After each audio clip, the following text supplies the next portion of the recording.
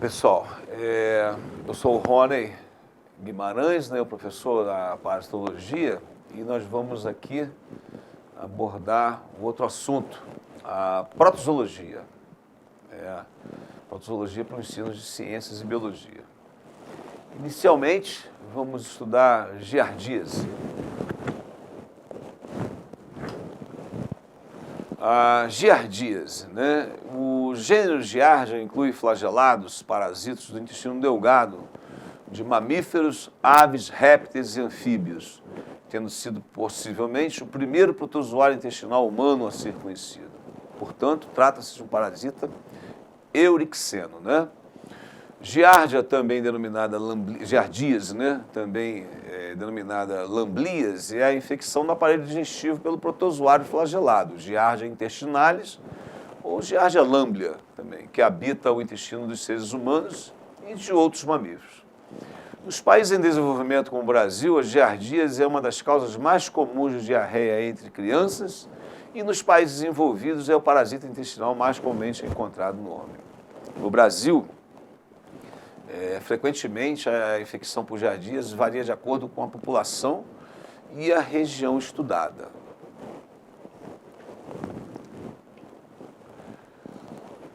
A classificação de Giardia. A classificação da Giardia lamblia é a seguinte.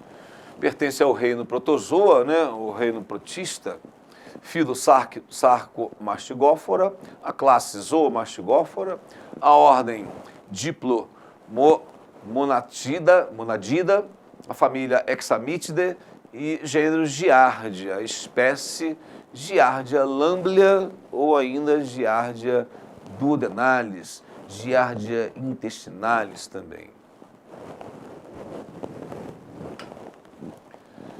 A Giardia é um protozoário flagelado que apresenta duas formas evolutivas principais, os cistos e os trofozoítas, que diferem quanto à organização estrutural e bioquímica. Ambas as formas podem ser eliminadas nas fezes, sendo que nas fezes diarreicas são encontradas trofozoítas e nas formadas são encontrados os cistos. Os trofozoítas são formas móveis e ativas do protozoário, uma vez que a presença dos flagelos lhe permite um deslocamento rápido e irregular. É encontrado no intestino delgado e é a forma responsável pelas manifestações clínicas da infecção. Morfologicamente, possui a forma de pera, mede cerca de 20 micrômetros, comprimento de 10 micrômetros na largura, e apresenta 4 pares de flagelos, sendo um ventral, um caudal, um posterior e um anterior. Os cistos são estruturas de resistência responsáveis pela transmissão do parasita. Caracterizam por serem ovais, elipsoides, medindo cerca de 12 micros de comprimento e 11 a 12 micros de largura. Possui uma parede externa glicoproteica. Observamos 2 a 4 núcleos com um cariossomo central e corpos parabasais. No slide, então, a gente encontra a estrutura de um protozoário na sua forma trofozoítica, né? Apresentando o núcleo, os corpos medianos, tá? Os axonemas e flagelos. O cisto, a sua forma de resistência, é responsável pela transmissão da doença, tá? Possui características de 2 a 4 núcleos, formato oval, fibrilas, né, em corpos escuros e parede cística. Tá? A figura mostra, então, o protozoário com as suas principais estruturas, né, apresentando também a parede cística que representa, que caracteriza o protozoário na sua forma cística. A biologia do parasito. Os reservatórios. Os reservatórios de Giardia são seres humanos, animais domésticos e selvagens. Portanto, mais uma vez, um parasita eurixeno, né? Por admitir vários hospedeiros. Os cistos presentes nas fezes dos seres humanos são mais infectantes do que os provenientes dos animais. O hábitat do animal, do protozoário, é o intestino delgado do homem e de outros animais. A transmissão ocorre de forma passiva, né, portanto, fecal-oral, através da ingestão dos cistos de protozoários, seja por água, alimentos ou ambientes contaminados. Pode ocorrer também transmissão direta de pessoa para pessoa por meio de mãos contaminadas. A giardíase é uma doença encontrada em ambientes coletivos, tá? Enfermarias, creches, internatos, por exemplo. Tem um período de incubação que varia de 5 a 25 dias, com uma média de 7 a 10 dias. E após esse período, pode aparecer, né, as infecções sintomáticas típicas. O ciclo biológico da giardia é do tipo monoxeno, ou seja, é preciso somente um hospedeiro para que o parasita complete seu ciclo evolutivo. Então, mesmo sendo um parasita eurixeno, parasitando cães e o ser humano, por exemplo, mesmo assim, o protozoário completa o seu ciclo em um único hospedeiro, portanto, monoxeno. A infecção se inicia quando o hospedeiro ingere alimentos ou água contaminada com cisto de giardia. Ao passar pelo estômago, inicia-se o processo de desencistamento, que se completa no duodeno e jejuno. Após desencistamento, o parasita agora, na forma trofozoito, multiplica-se por divisão binária longitudinal e assim colonizam o intestino, fixando essa mucosa intestinal por meio do disco adesivo. O ciclo se completa quando os parasitas insistam-se novamente, principalmente na região do seco, e são liberados juntamente com as fezes para o meio externo. A figura mostra o ciclo representativo, né, de giardia monoxeno, a ingestão de alimentos e água contaminados, né? Os trofozoítas multiplicam-se por divisão binária, permanecem no lúmen ou aderidos à mucosa intestinal, se insistam quando o parasita transita em direção ao colo. O estado de cisto é achatado mais comumente em fezes não diarreicas, né? Achado, né? Mais comumente em fezes não diarreicas. E eles são eliminados, contaminam o ambiente, os alimentos, né? A água e ingeridos novamente pelo seu hospedeiro. Outra figura mostrando o ciclo monoxeno ocorrendo num animal doméstico, o cão, e a gente também observa outros hospedeiros, como um gato e uma criança, né? Caracterizando, então, que esse protozoário é um protista eurixeno, isto é, não tendo exigência ou ainda não tendo especificidade parasitária, portanto, eurixeno. Os sintomas e as manifestações clínicas, né, da giardíase. A maioria das infecções por giardia é do tipo assintomática e ocorre tanto em adultos quanto em crianças, né? Nos pacientes sintomáticos pode-se observar diarreia, né, normalmente bem líquida, cólicas abdominais, mal-estar, flatulência, náuseas e vômitos, né, e emagrecimento. Nas infecções crônicas, os sintomas mais comuns são fezes pastosas, esteatorreia, fezes gordurosas, né, e com forte odor, perda de peso também importante, tá, e cansaço, depressão.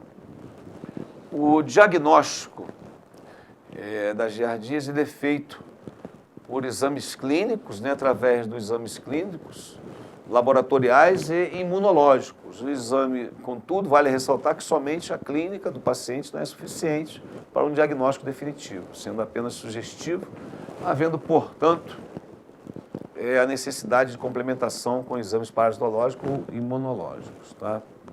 O diagnóstico clínico é sugestivo em crianças de 8 meses a 12 anos, onde há sintomatologias mais indicativa. São as fezes diarreicas, com esteatorreia, isto é, gordura nas fezes, né? Irritabilidade, insônia, náuseas, vômitos, perda de apetite, acompanhada ou não de emagrecimento e dores abdominais. Contudo, como dito anteriormente, é fundamental o diagnóstico laboratorial para a confirmação diagnóstica. E o diagnóstico laboratorial, ele é feito pela confirmação parasitológica, né? Encontrando os cistos, os protozoários, né? Nas fezes do hospedeiro. E também pode ser feito também por testes imunológicos. O exame parasitológico consiste na identificação dos cistos ou trofozoítas nas fezes, conforme dito. O médico deve repetir o exame pelo menos 3 vezes em dias alternados antes de fechar o diagnóstico. E os métodos mais utilizados para o diagnóstico do dia a dia são os exames diretos para fezes diarreicas e testes de concentração e sedimentação, como o de Lutz, né, e Faust. Os testes imunológicos podem ser empregados a partir do teste de ELISA, né, o método da imunofluorescência também indireta, e também método de PCR, reação em cadeia de polimerase, é uma técnica extremamente sensível e específica. Entretanto, devido ao custo elevado, tem sido limitado na rotina, mas bastante utilizado em estudos epidemiológicos. Tá bom? O tratamento da giardíase. O tratamento para a giardíase é feito utilizando medicamentos como metronidazol, né, o tinidazol, secnidazol, albendazol.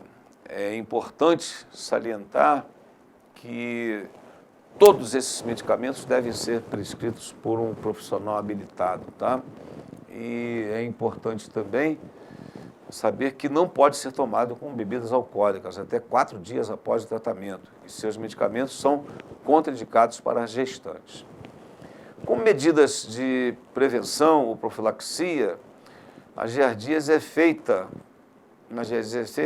através da adoção de medidas de higiene, como saneamento básico, construção de instalações sanitárias adequadas, rede de esgoto. O tratamento da água, higienização dos alimentos e ingestão de água fervida ou filtrada, clorada, né? Combate aos vetores mecânicos, moscas, né? E outros insetos, que são vetores mecânicos desses agentes parasitários. O tratamento dos doentes também é uma forma de prevenção, pode ser utilizado como forma de prevenção. A amebíase, ou disenteria amebiana, né? É uma doença também causada por protozoário e algumas espécies de amebas podem ser encontradas no homem, e entre elas a entameba histolítica e a entameba coli.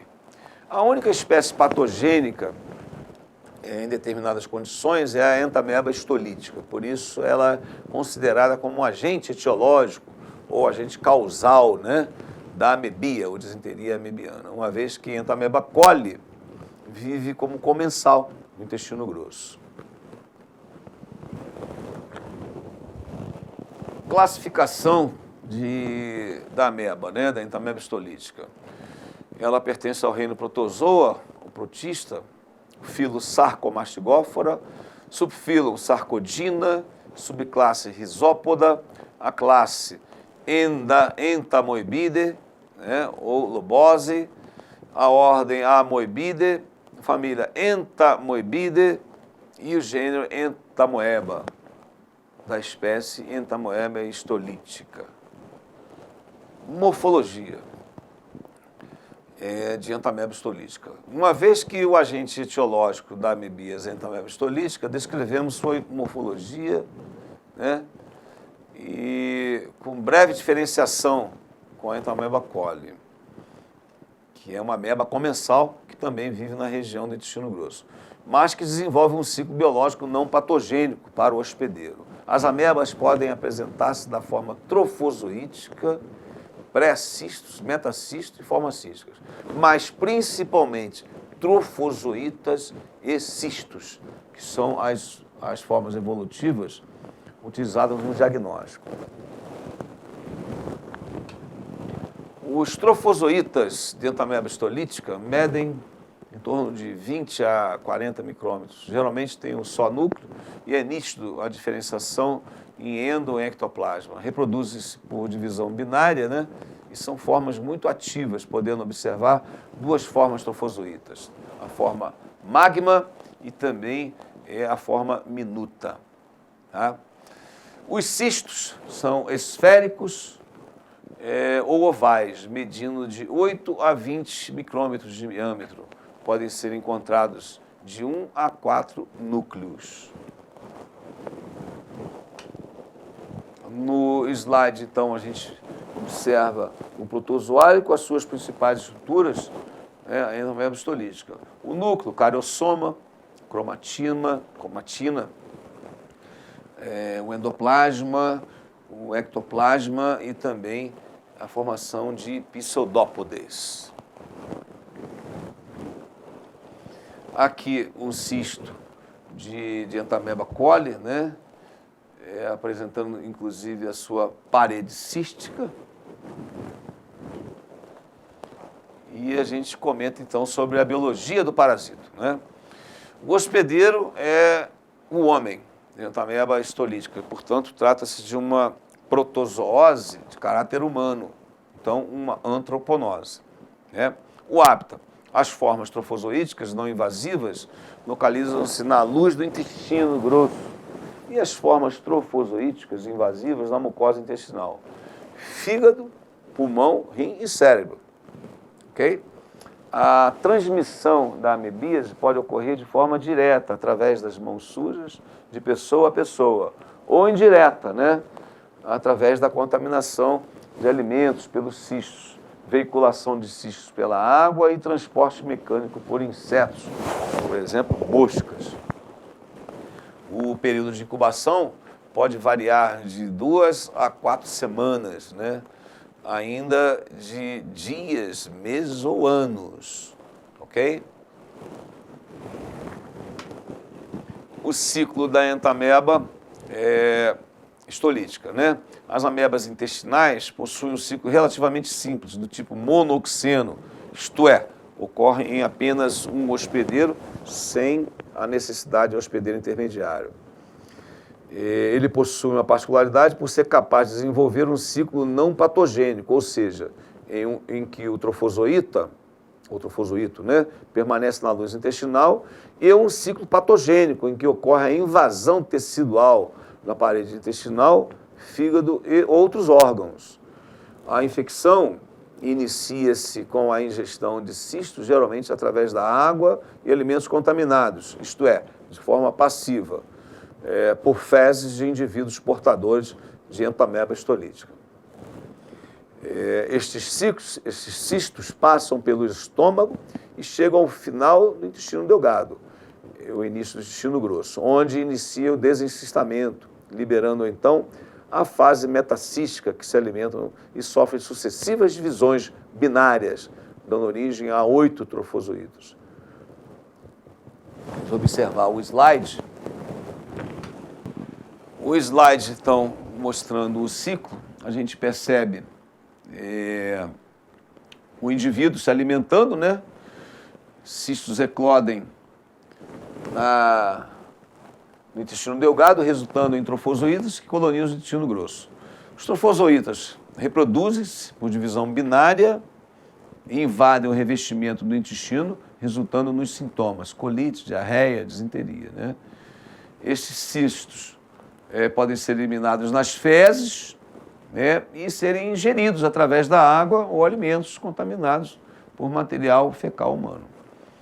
Mas também pode ocorrer a amebíase extraintestinal, onde os trofozoítas, né, que é a forma invasiva, invadem os vasos sanguíneos do intestino grosso e são transportados para outros órgãos do corpo, chegando ali ao cérebro, aos pulmões, né, ao fígado, causando a amebíase extraintestinal.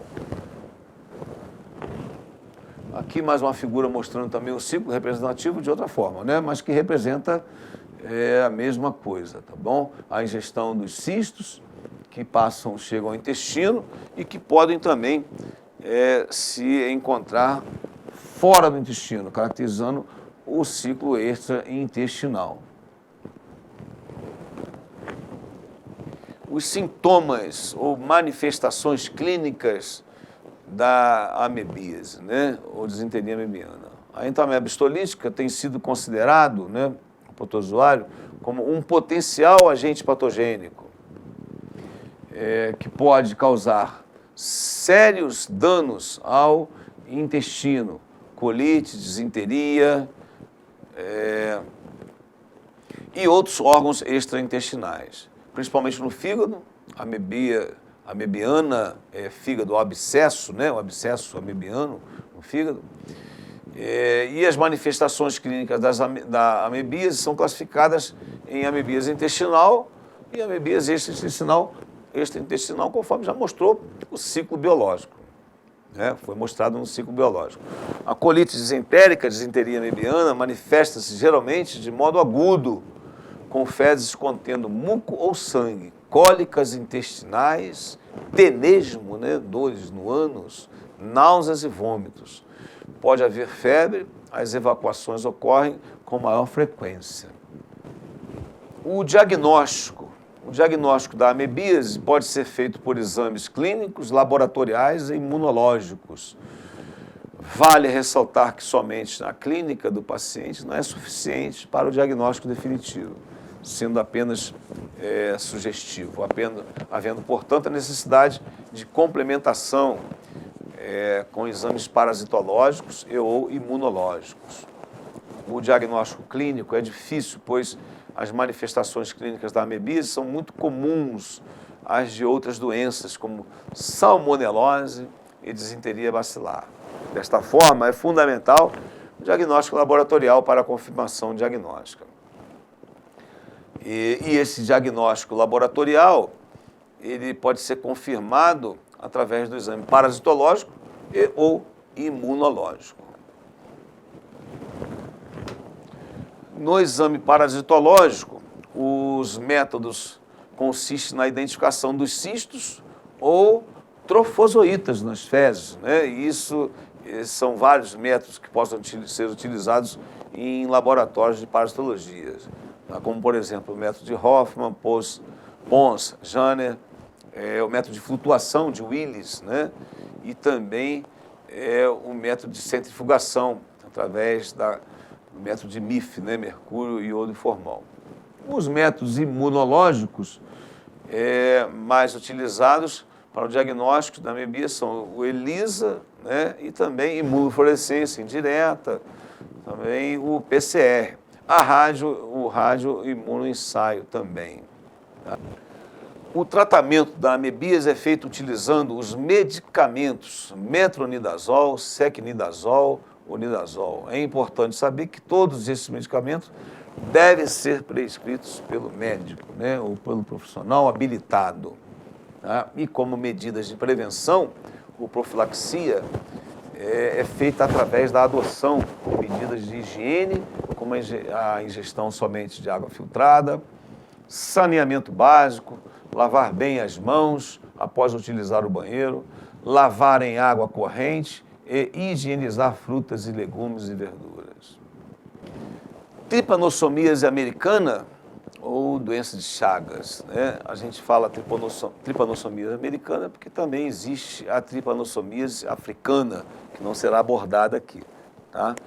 Mas a tripanossomíase americana ou doença de Chagas, causada pelo Trypanosoma cruzi, um protozoário, é uma parasitose exclusiva do continente americano. E no Brasil, atinge cerca de 36% do território nacional, atingindo mais de 2.450 municípios, que se estende desde o Maranhão ao Rio Grande do Sul. Tá? Classificação. A classificação do Trypanosoma cruzi é a seguinte.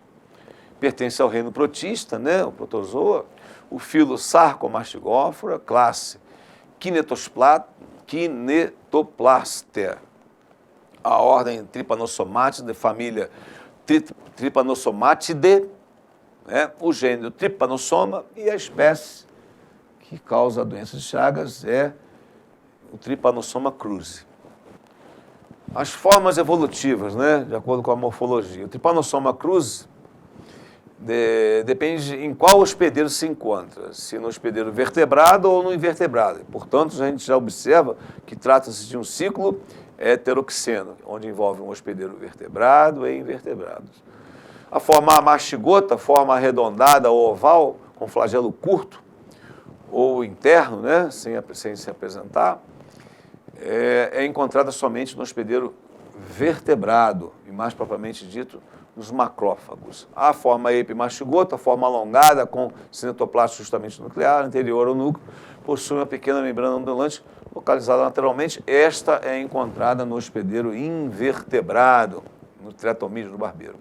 E a tripomastigota, forma alongada, com cinetoplasto posterior ao núcleo, o flagelo forma uma extensa membrana ondulante, torna-se livre na porção anterior à célula. Essa é encontrada no hospedeiro vertebrado. Biologia do parasito. O Trypanosoma cruzi possui hospedeiros vertebrados e invertebrados, né? Dentre hospedeiros vertebrados, temos o homem tatu, o gambá, ratos, gato, cão e outros mamíferos. Trata-se, então, de um parasita eurixeno. E os hospedeiros invertebrados são os insetos triatomíneos, conhecidos popularmente como barbeiros.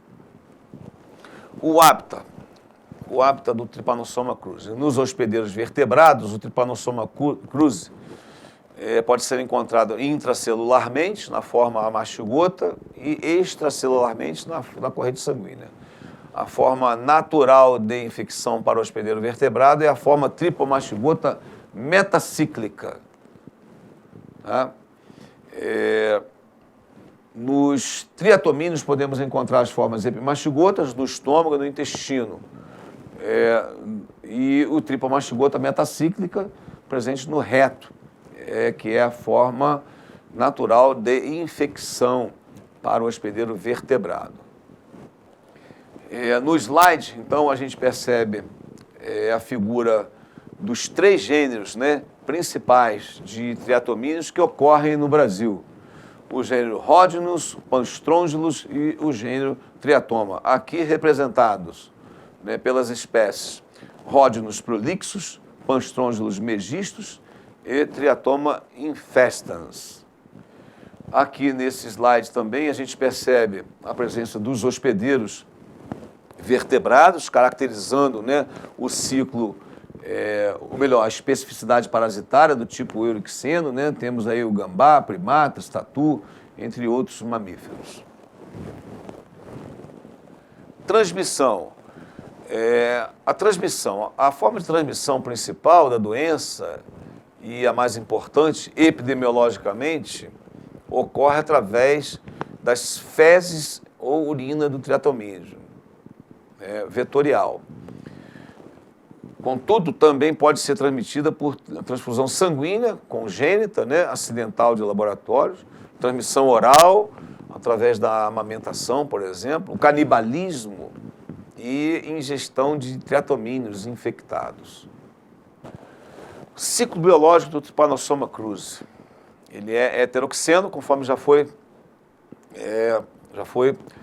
descrito, né, envolvendo o hospedeiro vertebrado e invertebrado.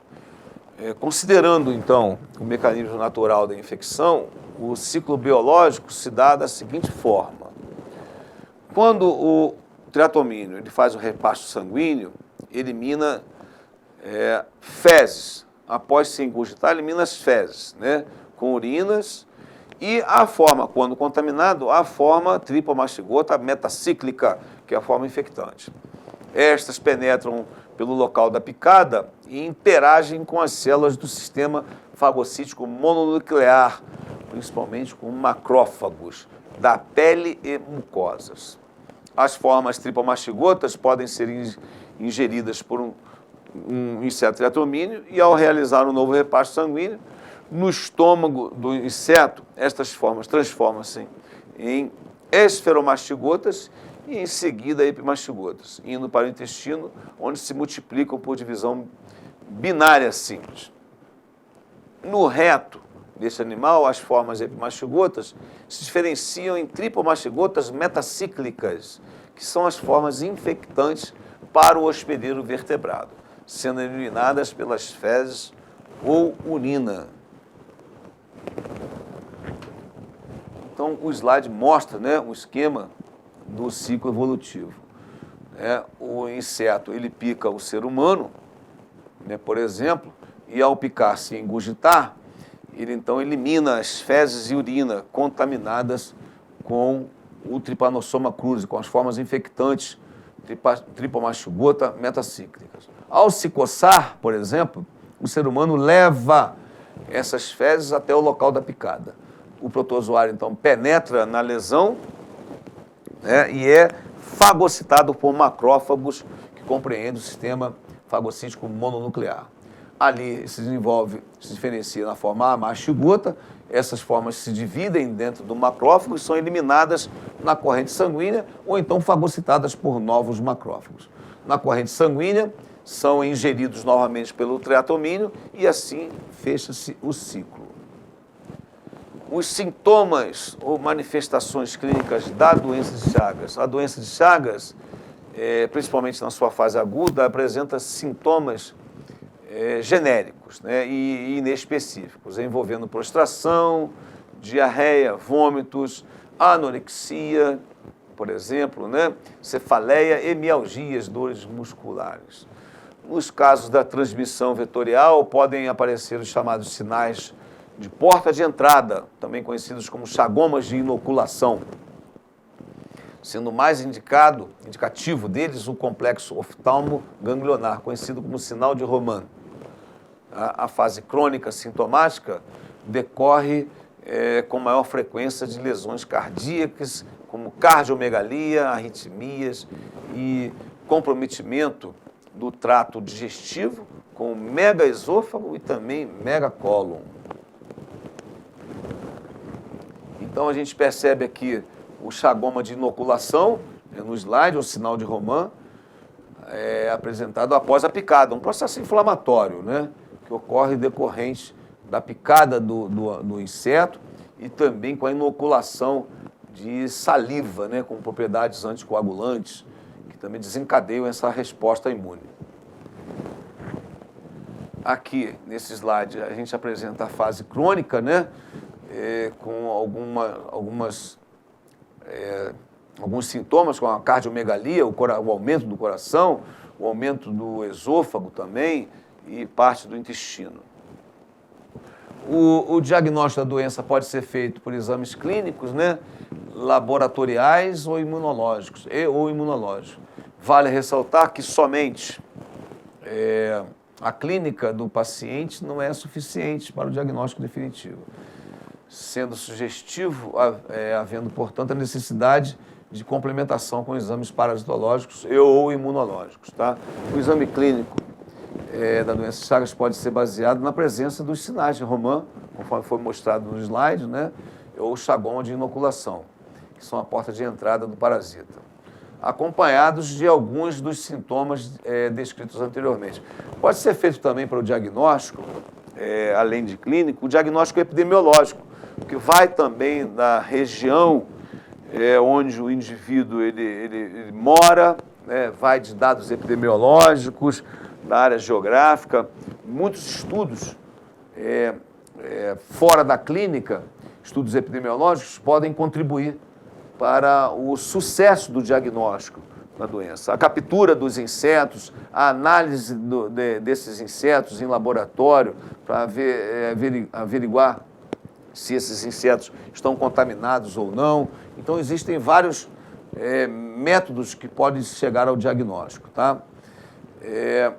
Mesmo assim, há necessidade, né, de confirmação do diagnóstico por métodos laboratoriais. O diagnóstico laboratorial baseia-se na fase aguda ou crônica, tá? Apresentando os resultados diferentes. Na fase aguda, pode-se utilizar exames parasitológicos, como exame de sangue, a fresco, né? Corados por Gibbs, cultura de sangue, biópsia, xenodiagnóstico, hemocultura, enfim. E também testes sorológicos, que podem ser realizados nesta fase. São a reação de precipitina, reações de imunofluorescência indireta e o teste de ELISA. O tratamento. Da doença de Chagas limita-se em duas drogas conhecidas como nifurtimox, né, e também o benzonidazol. Vale ressaltar que isso deve ser conferido pelo profissional habilitado, pelo médico, e acompanhado por agentes de saúde. Ambos compostos têm indesejados efeitos colaterais tóxicos e não são eficazes contra todas as fases da vida do parasita, ou cepas do parasito, por causa da resistência às drogas. Métodos de prevenção profiláticos da doença de Chagas baseiam-se principalmente em medidas de controle do barbeiro, evitando que ele se prolifere nas moradias ou ao redor delas. Melhoria nas moradias, né? O controle também dos insetos em criadouros de animais domésticos, galinheiros, enfim, ninhos de animais, acúmulo de lenha, galpões, isso tudo deve ser averiguado, tá? É importante também a realização de medidas específicas por parte do poder público, como a realização de inquéritos sorológicos, entomológicos e a desinsetização, né? Pela vigilância epidemiológica. A leishmaniose. Leishmanioses são doenças, né, são zoonoses causadas por protozoários do gênero Leishmania. São endêmicas em 88 países e atualmente têm sido relatadas também em áreas não endêmicas. Podem apresentar-se sob as formas tegumentar, LT, aqui no Brasil, por exemplo, na América, LTA, Leishmaniose tegumentar americana, ou a Leishmaniose visceral, LV. No Brasil, a maioria das notificações de leishmaniose visceral ocorre na região nordeste. A classificação do parasita, classificação da leishmania é a seguinte. Ele pertence ao reino protista, né, o filo Sarcomastigófora, classe também como Trypanosoma quitenoplaste, né? E a ordem Trypanosomatidae, família Trypanosomatidae. E o gênero Leishmania. Aqui a gente não insere as espécies, porque são várias espécies de Leishmania, né? Dependendo da doença. A morfologia. As leishmanias são protozoários digenéticos, né? Unicelulares, encontradas nas formas promastigotas, paramastigotas, que são as formas flageladas livres, encontradas no trato digestivo dos insetos vetores. E na forma mastigota, cujo flagelo não se exterioriza, é encontrada no interior de células. Também, igual a doença de Chagas, principalmente no sistema fagocítico mononuclear, né, de hospedeiros vertebrados. Aqui a forma promastigota, apresentando suas principais estruturas, né? O cinetoplasto, o flagelo livre, né? A região anterior, região posterior. A forma amastigota dentro de um macrófago, né? São formas arredondadas que se multiplicam por divisão binária simples, apresentando também o cinetoplasto, né? E o núcleo do macrófago aí apresentando a célula em si e essas formas amastigotas intracelulares. Formas clínicas. As leishmanioses apresentam-se sob as formas clínicas cutânea, incluindo as formas cutânea difusa, cutâneo mucosa e visceral. A leishmaniose tegumentar americana, LTA, também é conhecida como úlcera de Bauru, devido ao aspecto ulcerado que as lesões podem apresentar. Já a leishmaniose cutânea difusa, LCD, caracteriza pela formação de lesões difusas, não ulceradas por toda a pele. E a forma visceral caracteriza pelo parasitismo intenso e disseminado nas células do sistema fagocítico mononuclear. Aqui a gente mostrando algumas lesões né, da leishmaniose tegumentar, né? A leishmaniose tegumentar americana também é uma lesão indolor, de formato arredondado, né, ou ovalado, bordas bem definidas e elevadas, o fundo avermelhado, podendo, em alguns casos, ocasionar infecções secundárias, né, infecção bacteriana associada, que pode causar dor local e produzir exudato, sero purulento ou crostas. Aqui também a leishmaniose tegumentar americana, de forma difusa, né? No Brasil, causada por Leishmania amazonense. Tá? A infecção e a evolução clínica estão relacionadas às condições imunológicas do hospedeiro, claro, né? A sorologia mostra reduzida a produção de anticorpos e a imunidade celular estar ausente. Mas, para outras infecções, a resposta imunológica é normal. Biologia do parasito. Os vetores, né?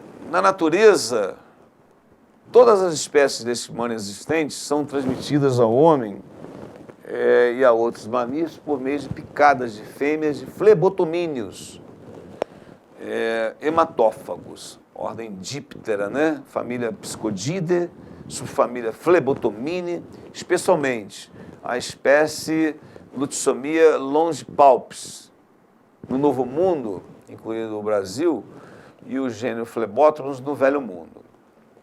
Recentemente, a Lutsomia cruzi foi considerada como um vetor em foco no estado do Mato Grosso do Sul. Pode haver ainda transmissão por transfusão de sangue e compartilhamento de agulhas. No vetor, os parasitas são extracelulares, né? E no organismo humano e de outros animais vertebrados são intracelulares. Na maior parte das vezes, as células parasitárias são macrófagos e monócitos. Aqui a gente mostra a imagem de um mosquito palha, ou cangalinha, né? Gênero Lutsomia. Os hospedeiros, as leishmanioses têm como hospedeiro invertebrado o inseto flebotomíneo, conforme mostrado, e como hospedeiros vertebrados o homem e diversos outros mamíferos, caracterizando ser um protozoário eurixeno, né, não tendo especificidade parasitária. No Brasil, os mais importantes reservatórios da leishmaniose visceral são o cão, cães familiares do ambiente doméstico, e a raposa, né, do Sidium vetuluze, né, e os marsupiais, de Delphis, por exemplo, gênero de Delphis, no ambiente silvestre. Os marsupiais infectados no Brasil e na Colômbia. O ciclo biológico da leishmania é do tipo heteroxeno, envolve o hospedeiro vertebrado e também o hospedeiro invertebrado, né? Sendo o flebotomíneo o hospedeiro vertebrado humano ou animal, né? Um outro animal. A infecção do vetor ocorre quando a fêmea do flebotomíneo ingere macrófagos parasitados durante o repasto sanguíneo. No trato digestivo anterior do inseto, o macrófago se rompe, liberando formas amastigotas. Essas se diferenciam em promastigotas, que se dividem por divisão binária. As formas promastigotas transformam-se em paramastigotas, as quais colonizam o esôfago e a faringe do vetor, permanecendo aderidas ao epitélio pelo flagelo, que se diferenciam em formas promastigotas metacíclicas, que são as formas infectantes. A transmissão do parasita ocorre durante novo repasto sanguíneo da fêmea infectante. Ao picar o hospedeiro, liberam as formas promastigotas metacíclicas. No hospedeiro, estas formas são fagocitadas por macrófagos, diferenciam-se em amastigotas e multiplicam-se intensamente no vacúolo parasitóforo.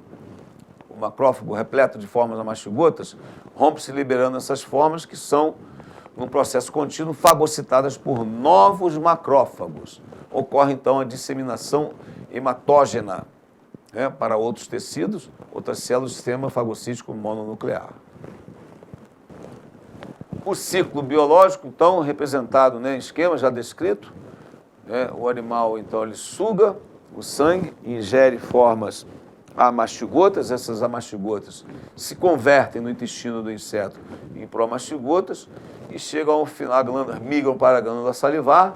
Na glândula salivar se diferenciam, então, em promastigotas metacíclicas, que são as formas infectantes para o ser humano ou outros animais. E no repasto sanguíneo, elas, então, inoculam estas formas no hospedeiro vertebrado. Os sintomas da leishmaniose tegumentar caracterizam-se pelo próprio aparecimento das lesões, né? Contudo, na forma visceral, ou calazar, assim chamado, da doença, né? Os sintomas são inespecíficos, o que dificulta muito o diagnóstico precoce. A forma sintomática do calazar, também chamada de forma clássica, né? É caracterizada por febre irregular, emagrecimento progressivo, hepatosplenomegalia acentuada, edema generalizado, linfadenomegalia, cefaleia, dores musculares, além do comprometimento renal. O diagnóstico das leishmanioses é feito de acordo com a forma clínica da doença, tegumentar ou visceral. Ele pode ser feito por exames clínicos, laboratoriais ou imunológicos, né? O diagnóstico clínico da leishmaniose é baseado na característica da lesão que o paciente apresenta, no caso da LTA e dos sintomas, no caso visceral. Ambos os casos associados a histórico de residência em áreas endêmicas dos pacientes. São dados importantes, né? Os dados epidemiológicos. O diagnóstico laboratorial é confirmado, para essa confirmação, baseia-se na pesquisa direta do parasita ou dos seus antígenos. Na leishmaniose tegumentar, a pesquisa do parasita pode ser feita através da biópsia ou escarificação das lesões para a detecção do parasita. Exame direto, né? Ou exame histopatológico e cultura também são procedimentos utilizados. O tratamento da leishmaniose, de forma geral, baseia-se na utilização de antimoniais, né? Também outros medicamentos também são utilizados, é claro, todos eles descritos no slide, indicados por profissionais habilitados, né? Médicos habilitados devem acompanhar esse tratamento. Em qualquer dos casos, é fundamental que o tratamento seja precoce, tá? E como método profilático ou de prevenção das leishmanioses, baseia-se principalmente em medidas de controle do vetor, tá? Uma vez que vacinas profiláticas, tanto para seres humanos como para animais, já disponíveis, né, de acordo com a literatura no mercado, requerem mais estudos. Malária. Malária é uma doença sistêmica causada por um protozoário no gênero Plasmodium, conhecida também como febre palustre, impaludismo e febre intermitente. Caracteriza-se pela ruptura de hemácias, febres típicas, né, com sudorese e calafrios pronunciados. É transmitida naturalmente ao homem pela picada de fêmeas do mosquito do gênero Anopheles, sendo uma das parasitoses que mais afetam o ser humano. A classificação desse protozoário é a seguinte: eles pertencem ao reino protista, claro, o filo é apicomplexa, a classe a Hematósia, né? A ordem a Hematopórida, família Plasmodidae e também o gênero Plasmodium. Aqui a gente não cita algumas espécies porque existem várias espécies do gênero Plasmodium. Falcíparo, Malari, Ovale, Vivax, enfim. A morfologia, né? O plasmódio apresenta formas extracelulares, esporozoítos, merozoítos ou ocineto, e formas intracelulares, os trofozoítas, os exquisontes e os gametócitos. Nas formas extracelulares, podemos encontrar estruturas chamadas de complexo apical, composto de rópteras, né, ou micronemas responsáveis por auxiliar na interiorização celular. São estruturas que favorecem a entrada do protozoário na célula. A presença desse complexo apical caracteriza o nome do filo, apicomplexa, né? No qual o plasmódio pertence. As formas intracelulares do parasita não possuem complexo apical. O slide mostra as formas, né, o esquema das três formas, aqui o ocineto, esporozoíto e o merozoíto, né? Esse slide, que também poderá ser verificado depois no seu material didático, seu caderno didático, ou ainda material que será enviado, a diferença entre o plasmódio falciparum e o plasmódio vivax. A biologia do parasita. O vetor da malária é a fêmea de um mosquito pertencente à ordem Diptera, infraordem Culicomorpha, família Culicidae, e do gênero Anopheles, descrito por Meigen em 1818. Esse gênero compreende aproximadamente 400 espécies, das quais cerca de 60 ocorrem no Brasil. No país, as principais espécies transmissoras da malária são Anopheles darling, né? Anopheles aquasilis e Anopheles albitarsis. Né? Tais mosquitos são popularmente conhecidos como carapanã, muriçoca, novela, mosquito prego, bicuda. Tá?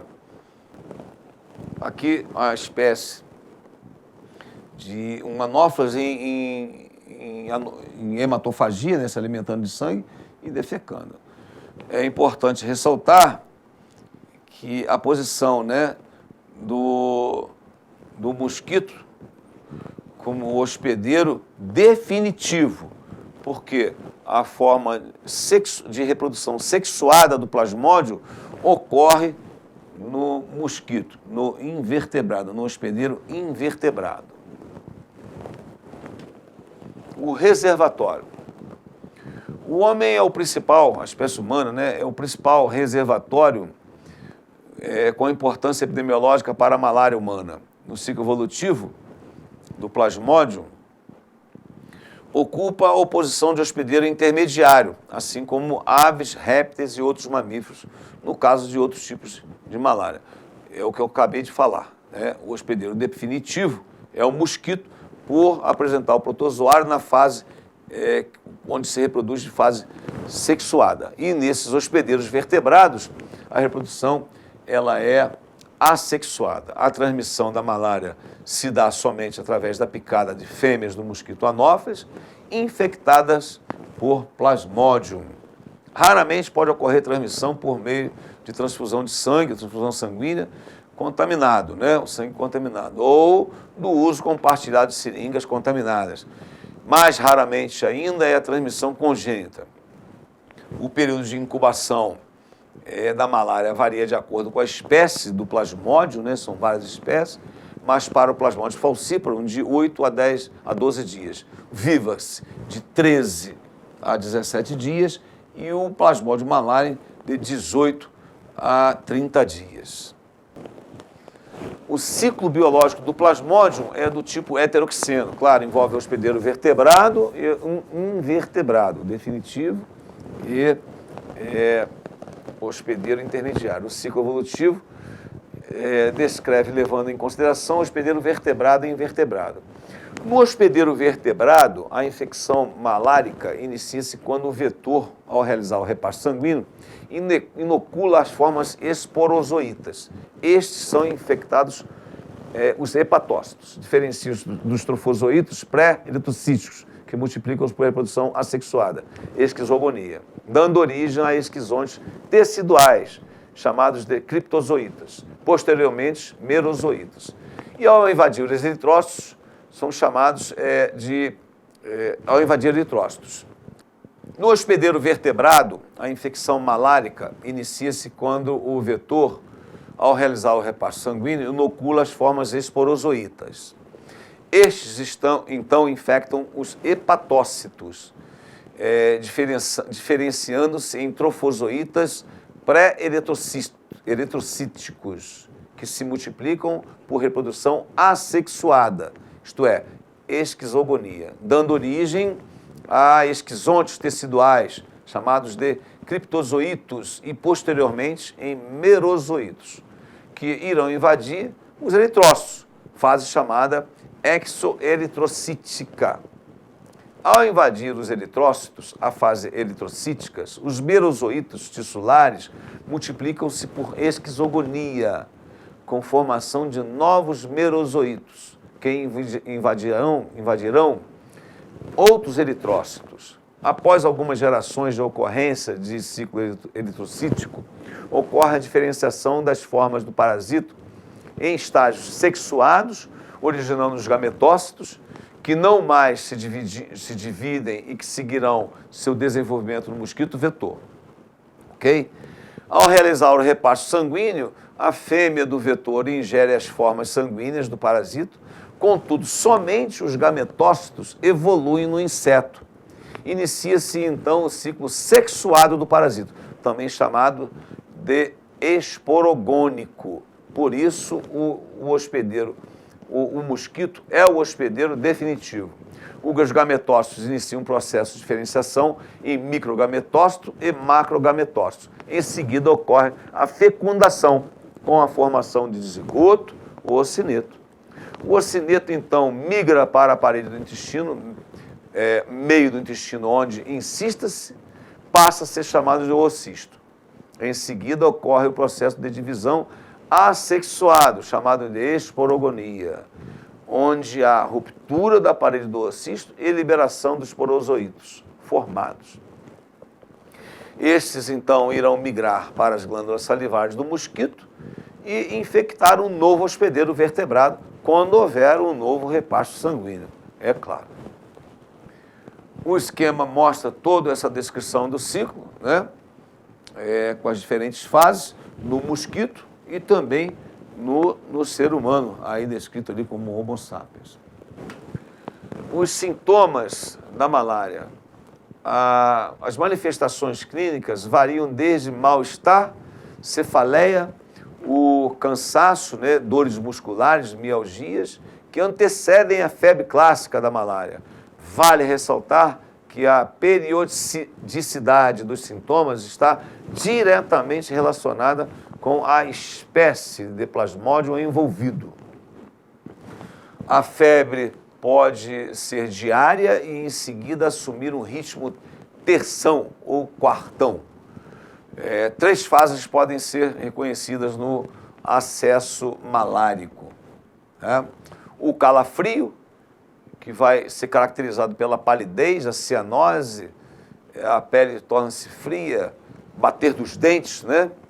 Dura em média 15 minutos. A sensação de calor, com cefaleia intensa, a temperatura alcança os 39 a 40 graus, dura em torno de 2 a 4 horas. E sudorese, né? Queda da temperatura pela pele úmida. Né? A anemia, apesar de frequente, pessoal, apresenta-se em graus variáveis, sendo mais intensa quando envolve as infecções por Plasmodium falciparum. O diagnóstico da malária pode ser feito por exames clínicos, laboratoriais e imunológicos, tá?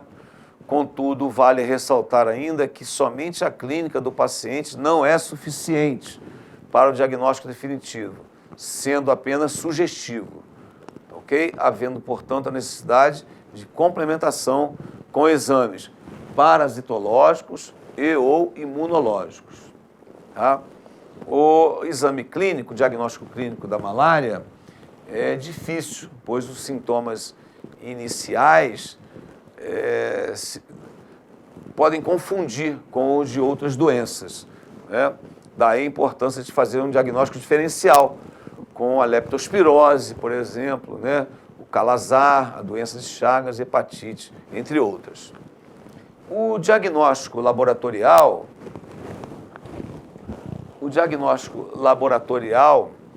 definitivo da infecção malárica só é possível pela demonstração do parasito. ou de antígenos relacionados no sangue periférico do paciente, pelos métodos diagnósticos especificados. Tá? Pode ser feito através da gota espessa, tá? É o método oficialmente adotado no Brasil para o diagnóstico da malária. O esfregaço delgado, este método permite com mais facilidade a diferenciação específica dos parasitos a partir da análise de sua morfologia e alterações provocadas no eritrócito infectado. Testes rápidos para a detecção de componentes antigênicos de plasmódios, né? Esses testes representam novos métodos de diagnóstico rápido da malária. O tratamento da malária visa atingir o parasito em pontos chaves do seu ciclo evolutivo. A decisão de como tratar a malária deve-se abordar aspectos como a espécie do plasmódio envolvido, a idade do paciente, do hospedeiro, história de exposição anterior à infecção, quando houver, gravidade da doença e o custo da medicação. Normalmente usa-se a combinação de drogas em esquemas terapêuticos específicos. Tá? Vale ressaltar que todos essas drogas, esses medicamentos, devem ser prescritos por profissionais habilitados e devem respeitar o agente causal da doença, né? Porque a droga vai ser de acordo com o agente etiológico, vai ser administrada, vai ser indicada de acordo com o agente etiológico. No caso, é o Plasmodium vivax, o Vale, o Plasmodium malariae, como por exemplo. Os métodos profiláticos da malária. A prevenção da malária pode ser feita em nível individual ou coletivo, né? Individualmente, pode-se adotar medidas de proteção contra o vetor, repelentes, telas nas portas, né? Adotar o uso de mosquiteiros e o uso de medicamentos também, antimaláricos, ao visitar áreas endêmicas da doença. Coletivamente, as medidas que podem ser adotadas são as borrifações, né, nas paredes dos domicílios, com inseticidas residuais, uso de larvicidas também, né, e medidas de saneamentos que podem evitar a formação de criadores do mosquito. Eu quero agradecer a todos pela atenção. Muito obrigado.